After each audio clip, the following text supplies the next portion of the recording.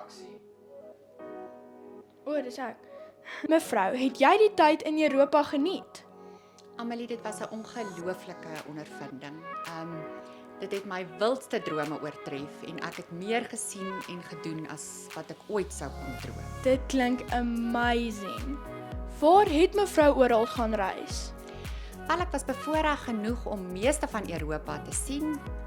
Italië, Portugal, Frankryk, Griekeland, België, Duitsland en natuurlik die Tsjechiese Republiek.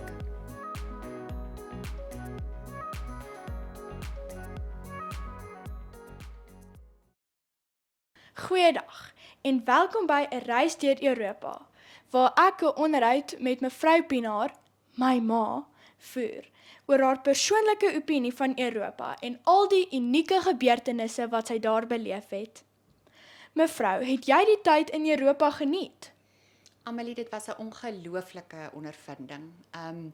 Dit het my wildste drome oortref en ek het meer gesien en gedoen as wat ek ooit sou kon droom. Dit klink amazing. Wat het mevrou alles daar gedoen? Wel, ek het begin deur te au pair vir 2 woelwaterkleintjies en daarna kon ek so 'n bietjie uitkyk wat aangaan in die land en in my rigting begin werk vir die res van die jaar. Vir jare wat ek daar was en natuurlik elke ekstra sent gespaar om te gaan reis. Waar het mevrou oral gaan reis? Wel, ek was bevoorreg genoeg om meeste van Europa te sien. Italië, Portugal, Frankryk, Griekeland, België, Duitsland en natuurlik die Tsjechiese Republiek. Daar is so baie plekke wat ek nog op my bucketlist kan sit. Verseker. Hoeveel het die temperatuurverskil daar as hier? Die winters was bitterkoud tot -10, so ons kon lekker in die sneeubal jaar.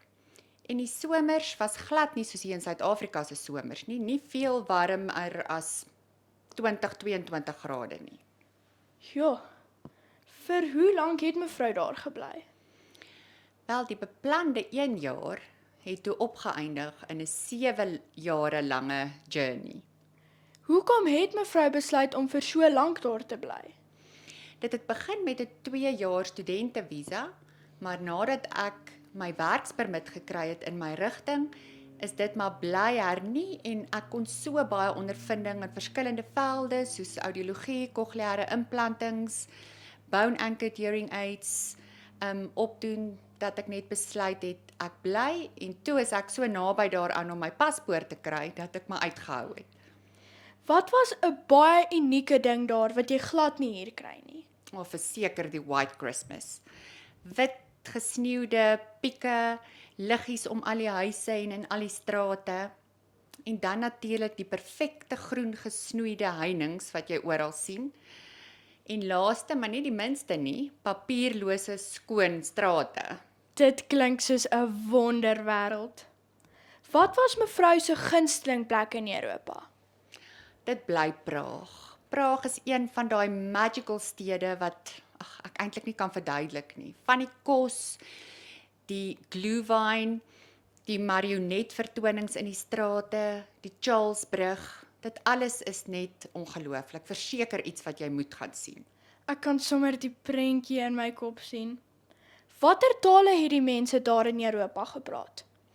Wel, dit hang af na watter land toe jy travel, maar jy kon oor die weg kom meestal met Engels in meeste van die lande. Ek dink die grootste uitdaging was die Engelse self, wat vreeslike snaakse aksente het in die verskillende dele van die land, en dit was partykeer nog 'n uitdaging om hulle te verstaan. Hoekom het mevrou na al hierdie jare besluit om terug te kom? Afrika bly in jou bloed. Ek dink nadat ek my Britse paspoort gekry het, het die verlange na familie en vriende my teruggeroep. En geen plek in die wêreld is mooier as Suid-Afrika nie. En geen plek voel meer soos huis as hier nie. Wel, daar hoor julle dit. Dankie dat julle ingeskakel het by 'n reis deur Europa. Skakel in volgende keer om uit te vind waarna toe reis ons.